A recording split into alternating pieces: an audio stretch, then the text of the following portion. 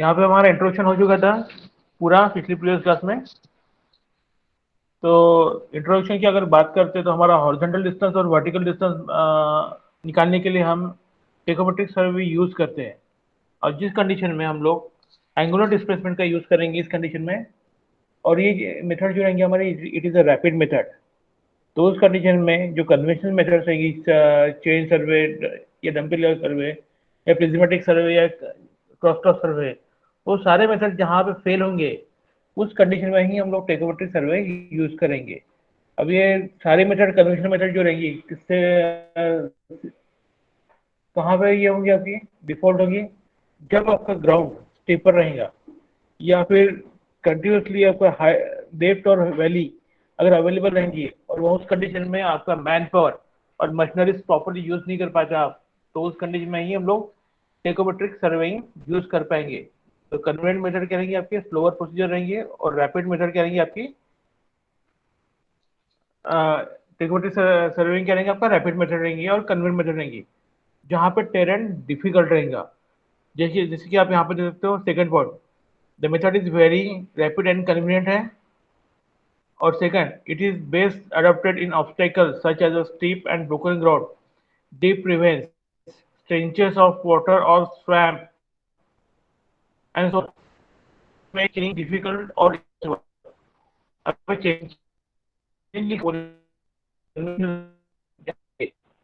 उसी का हम लोग टेकोमेट्रिक सर्वे यूज करेंगे।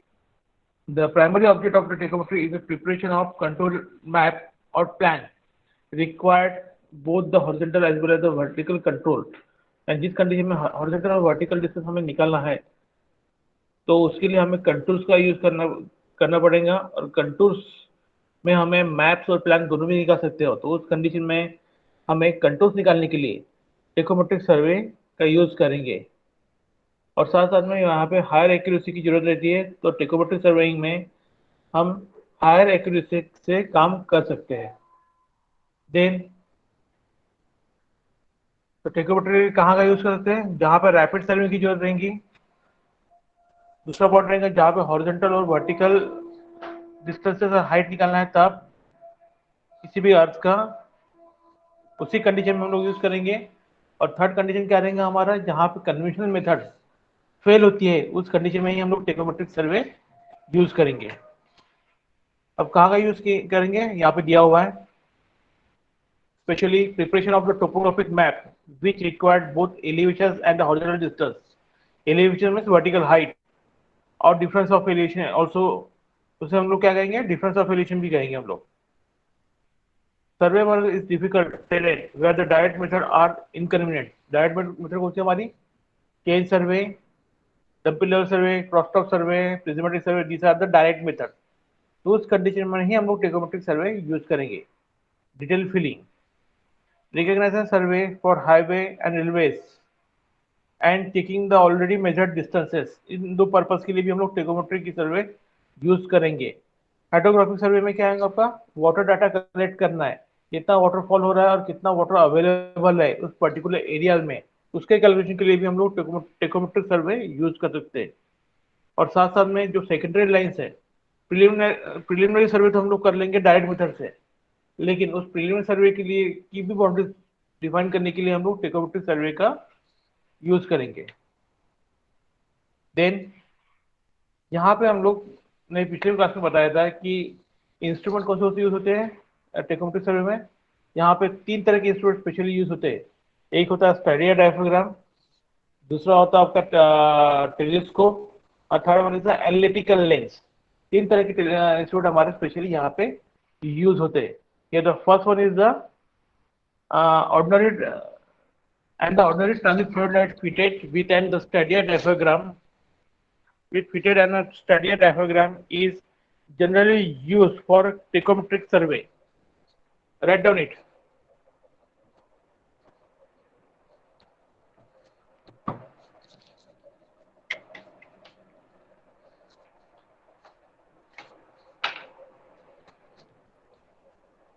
लिख लीजिए ये।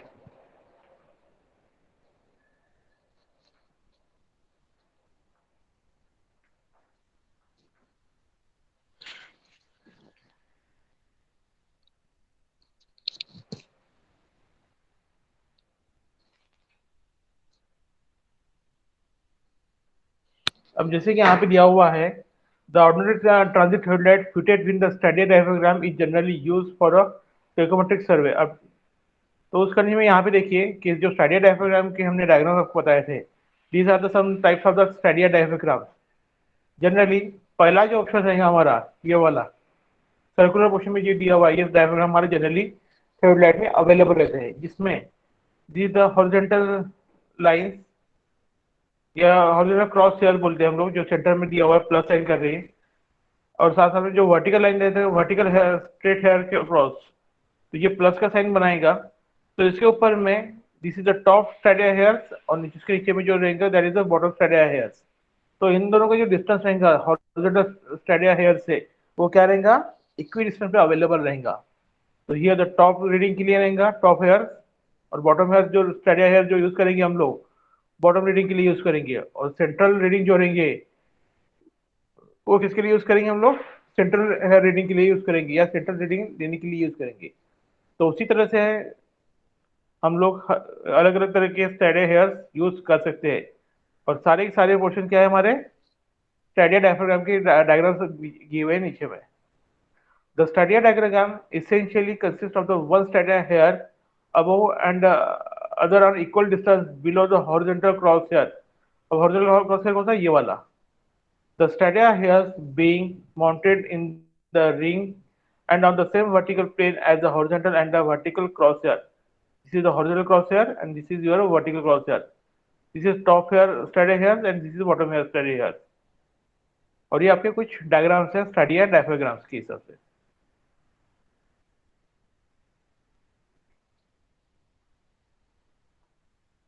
अब टेलीस्कोप कौन कौन से यूज करेंगे, the telescope use in stadia survey are the three kinds. First one is the simple external focusing telescope, second one is the external focusing analytical telescope, and third one is the internal focusing telescope।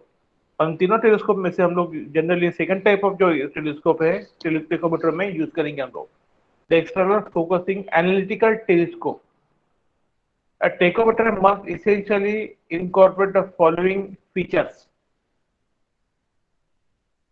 The multiplying constant should have the nominal value of 100 and the error contained in the value should not be exceed 1 in 1000. The axial horizontal line should be exactly midway between the other two lines. तो हमने अभी आपको बताया था top hair और bottom स्टैटिया hair का जो distance है सेंट्रल लाइन से या हॉरिजॉन्टल लाइन से, तो क्या होता है आपका इक्वल डिस्टेंस पे रहता है। The telescope should be truly analytical. तो जो एनालिटिकल कांस्टेंट रहेगा वो कितना रहेगा हमारा, 0। हमने प्रीवियस क्लास में बताया था आपको। The telescope should be powerful having the magnification of the 20 to 30 diameter. The aperture of the objective should be the 35 to 45 mm in diameter to have the sufficiently bright image. For small distances, ordinary leveling staff may be used. For a greater distances, the stadia rod may be used. अब ordinary staff कहाँ पे रहता है आपका, जहाँ पे आपकी जो स्टाफ है it should be the 3 metre height ordinary के लिए, और साथ साथ में उसका जो डिस्टेंस रहता है मार्किंग का वो 5 सेंटीमीटर केस में रहता है। तो उस कंडीशन में सॉरी जो स्टैटिक रीडिंग की जो रीडिंग रहती है it should be the 5 mm की रीडिंग में रहता है, लेकिन वो नॉर्मली किसके लिए यूज होते हैं, कन्वेंशनल मेथड के लिए यूज होता है। लेकिन स्टैटिक मेथड जिसका डिस्टेंस हमारा 100 मीटर से के अबव से स्टार्ट होता है, तो उस कंडीशन में जो कॉमनली हमारा जो स्टाफ रहता है उसकी जो हाइट रहेगी it should be the 3 to 5 metre की हाइट लेंगे।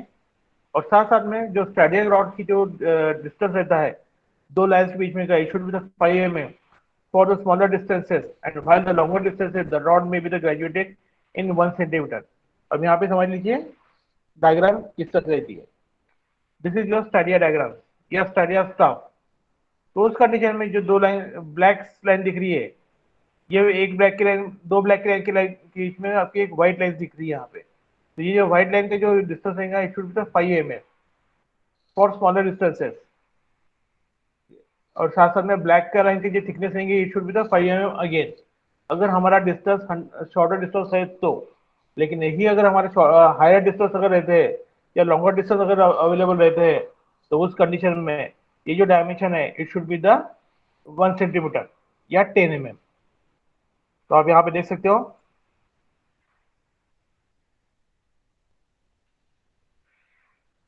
तो यहाँ पे आप देख सकते हो this are the staff. Generally यहाँ पे रीडिंग क्या है, ये it should be the inches, this second one is the foot and third one is the metric readings there. यहाँ पे समझ गए यहाँ तक? Hello? Yes, sir. Yes, sir. Yes, sir. हाँ, अब what are the various methods use in the tacheometric survey, और कौन सी सिस्टम है वो? The system is, the various system of the trigonometric survey may be classified as follows: the stadia system, second one is the tangential system, and third one is the measurement by means of spherical instruments. ये तीन instruments system का हम लोग use करेंगे किसी भी तरह की रीडिंग्स मेजर करने के लिए। और साथ साथ में अगर स्टैडिया रीडिंग को भी अगर डिवाइड करते हैं तो दो मेथड हमारी आती है। First one is the fixed hair method और stadia method, and second one is the movable hair method और सब्सटेंस मेथड। ये सारे मेथड के ऊपर हमारे आपके डेरिवेशंस अवेलेबल रहेंगे या थ्योरी अवेलेबल रहेंगी। तो यहाँ पे कुछ ना कुछ थ्योरी फॉर्म में या फिर डेरिवेशन फॉर्म में आपको पूछेगी आपको। The principally the common of all the system is to calculate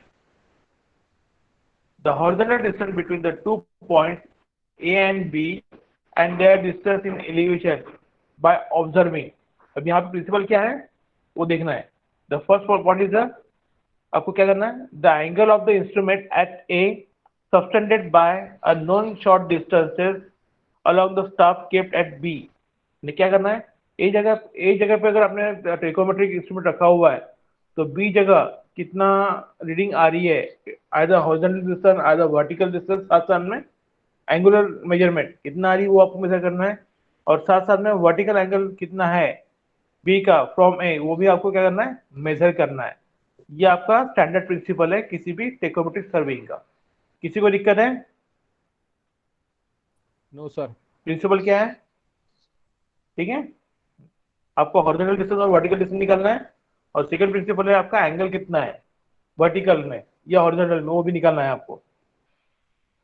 अब फिक्स्ड हेयर मेथड में आपको क्या क्या चीजें करनी है, तो ये चीजें, in this method the angle at a instrument at A, यानी ए पे क्या करना है आपको, इंस्ट्रूमेंट रखना है, और बी पे क्या आपको स्टाफ रीडिंग लेना है। तो उस कंडीशन में क्या प्रोसीजर करना है या शॉर्टली क्या क्या आपको स्टेप्स करनी है उसके बारे में ये है। अब क्या है, in fixed hair method the angle at the instrument at A subtended by a known short distance along a staff kept at B is made with the help of stadia diaphragm having the stadia wire at fixed or constant distance apart। यानी क्या करना है आपको, अगर आपका instrument ए पे है तो ए पे रखने के बाद आप जो भी पॉइंट लेंगे बी पॉइंट उसको क्या करना है आपको, एक कांस्टेंट डिस्टेंस पे या फिक्स डिस्टेंस पे रखने के बाद आपकी जो स्टैडिया डायफ्राग्राम्स आएंगी, सर्कुलर डायफ्राग्राम, वहां पे 3 रीडिंग आपको लेना है। हॉरिजॉन्टल हेयर की रीडिंग लेना है, अपर हेयर रीडिंग लेना है और लोअर हेयर रीडिंग लेना है हमें। ठीक है, उसके बाद क्या करना है, the readings are on the staff corresponding to all the 3 wires taken. All the 3 wire कौन से रहेंगे, middle horizontal hair, top stadia hairs and bottom stadia hairs. अब यहाँ पे किसकी बात करें हम लोग, ये वाला सर्कुलर पोर्शन, ये वाला सर्कुलर पोर्शन, पहले वाला diagram, horizontal hair, upper hairs and bottom hairs, इन तीनों की रीडिंग आपको लेना पड़ेगा। The staff intercept the difference of the readings corresponding to top stadia hair and bottom stadia wire will therefore depend on the distance of the staff from the instrument। यानी upper reading, upper stadia hairs and bottom stadia hair का जो difference रहेगा उसे कहेंगे हम लोग staff intercept. वो जो डिफरेंस रहेगा वो किसके ऊपर डिपेंड करेगा कि ए से लेके बी तक का डिस्टेंस हमारा कितना है उसके ऊपर आपका डिपेंड रहेगा। when the staff intercept is more than the length of the staff only half intercept is read। अब यहाँ पे ये इंपॉर्टेंट पॉइंट है, When the staff intercept is more than the length of the staff, only the half intercept is read. ये आपको ध्यान में रखना है. For inclined side, reading may be taken by keeping the staff either vertical or normal. तो आपको vertical position में ही और नॉर्मल कंडीशन में ही आपको रीडिंग लेना है. अगर इंक्लिनेशन आपका स्टाफ हल्का सा इंक्लाइन होता है तो आपकी रीडिंग की वजह से एरर्स आ सकते हैं और उस कंडीशन में आपकी जो कैलकुलेशन करेंगे वो आपकी दिक्कत जाएंगी. And last point is the this is the most common method in is tacheometry and the same standard method generally bear the reference to the method. Then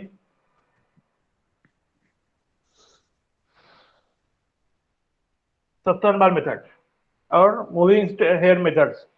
अब यहाँ पे क्या होता है कि हमारा पहले मेथड में क्या होता है, स्टैंडर्ड बार हमारा एक जगह पे स्टैंड करता है या फिर रखते हैं. लेकिन यहाँ पे क्या होता है आपका सब्सटेंस बार मेथड में आपके दो पार्ट स्टाफ की रीडिंग लेते हुए या दो इंस्ट्रूमेंट की रीडिंग लेते हुए हमें उससे क्या करना पड़ेगा, कैलकुलेशन करना पड़ेगा. यानी एक रीडिंग पहला स्टाफ रखने के बाद अगेन कुछ डिस्टेंस सेकंड स्टाफ रहेंगे और सेकंड स्टाफ के को भी हमको क्या करना है, फर्स्ट पॉइंट से लेकर दूसरे पॉइंट तक मूव करके तो सेकंड स्टाफ की रीडिंग भी हमें कैलकुलेट करना पड़ेगा. तो उस करने में आपको जो टेकोमीटर है क्या है आपका मूव करना पड़ेगा. तो this is your substance bar method और जनरली इस मेथड में आपका बार एक हॉरिजॉन्टल बार यूज करेंगे और हॉरिजॉन्टल बार का पहला डिस्टेंस से लेकर हॉरिजॉन्टल बार का सेकंड डिस्टेंस तक क्या करना है आपको मेजरमेंट लेने हैं. अब क्या है subtense bar method. This method is similar to the fixed hair method except that the standard interval is variable. यानी बी पॉइंट यहाँ पे ए पॉइंट से बी पॉइंट का डिस्टेंस लेंगे तो बी पॉइंट के अलावा हमें एक सी पॉइंट भी लेंगे तो हम ए से बी का रीडिंग लेंगे और साथ साथ में टेकोमीटर रोटेट करते हुए ए से सी का भी डिस्टेंस लेंगे.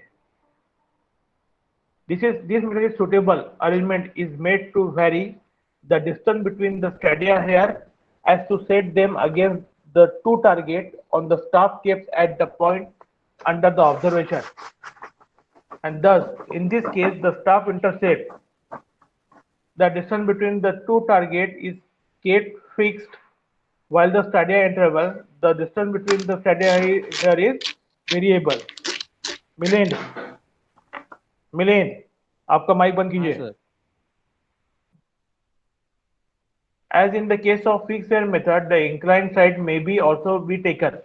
अब देखिए फिक्स्ड हेयर में और सब्सटेंस मेथड में आपका हॉरिजॉन्टल साइड यानी आप इंक्लाइन भी ले सकते हो और 0 डिग्री एंगल में भी ले सकते हो. दोनों भी मेथड में आपका एंगल वैरी कर सकता है, 0 डिग्री भी हो ले सकता है या कोई भी एंगल पे आप रीडिंग ले सकते हो.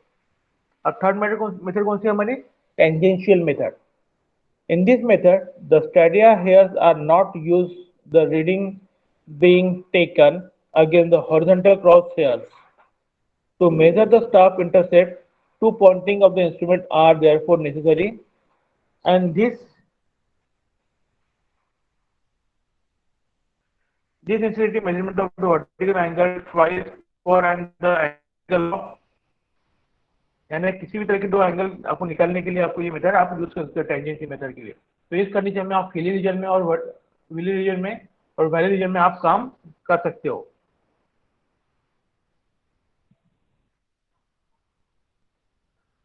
This necessitates the measurement of the vertical angle twice for one angle or one angle with the vertical observation taken. अब प्रिंसिपल क्या है आपका स्टैडिया मेथड का. This is your the principle of Stadia hairs. इस condition में हमें अगर आप प्रिंसिपल अगर देखते हो तो ओ पे हमने इंस्ट्रूमेंट रखा हुआ है. हमारा इंस्ट्रूमेंट कहाँ पे है, ओ पे इंस्ट्रूमेंट है और साथ साथ में ए बी मेरा क्या है आपका स्टाफ है, मेरा ए बी स्टाफ है. तो ऑब्वियसली है ओ से लेके बी, ओ से लेके पहले ए बी जो स्टाफ है लास्ट वाला उस स्टाफ तक का जो डिस्टेंस रहेगा वो मेरा कांस्टेंट रहेगा. उस डिस्टेंस तक उस रीडिंग तक हमें क्या करना है, हमें रीडिंग ऑब्जर्व करनी है. तो ये जो डॉटेड लाइन जो कर रहा है that is the central hair reading रहेगा सी पे.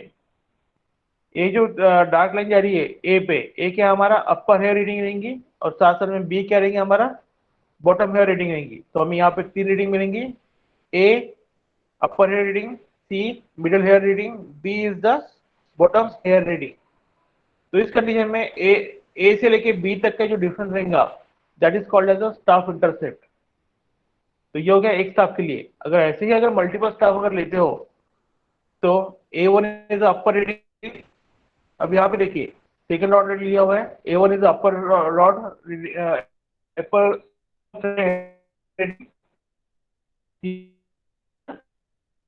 उसी का बिटवीन। तो ये प्रिंसिपल है हमारा। इसलिए कैलकुलेट करने के लिए हमें आइसोस्केलस ट्रायंगल के कंसेप्ट की यूज करना पड़ेगा। तो क्या रहेगा इसका स्टैडिया मेथड का principle? The stadia method is based on the principle that the ratio of that perpendicular to the base is constant in similar the आइसोस्केल ट्रायंगल। तो इस कंडीशन में आप अगर आप देखते हो तो आइसोस्केल ट्रायंगल बन रहा है इस डायग्राम के हिसाब से। तो इस कंडीशन में अगर आप फिगर लेते हो, in figure the let two rays O A and O B equally inclined to the central ray O C. O A and O C is equally inclined to the central ray O सी, और साथ साथ में ओ ए और O B के लिए बीच में आपका angle बना रहा है बीटा का। तो उस कंडीशन में जो आपका रेशियो बनेगा O C divide by A B, O C one divide by A one B one, O C two divide by A two B two का रेशियो आपका बन रहा है। और सारे की सारी के जो वैल्यूज रहेंगी वो इक्वल रहेंगी इसके साथ में, हर एक के साथ में। तो आपको नीचे में कैलकुलेशन दिखाया हुआ है, O C two divide by A two B two equal to O C one divide by A one B one is equal to O C upon A B is equal to constant K is equal to half of cot of beta 2. This constant k is entirely depend upon the magnitude of the angle beta। और ये किसके ऊपर depend करेगा? Beta का जो angle magnitude है उसके ऊपर डिपेंड करेगा। यानी ए रीडिंग कहाँ पे आ रही है और बी रीडिंग कहाँ पे आ रही है, या ओ रे कैसे आ रहा है या ओ बी रे कैसे आ रहा है, उसके ऊपर आपको बीटा के वैल्यू डिपेंड रहेंगी। और बीटा की वैल्यूज के ऊपर में कांस्टेंट के कितने आने वाला है वो सारी चीजें आपकी यहाँ पे कैलकुलेट होंगी। ठीक है।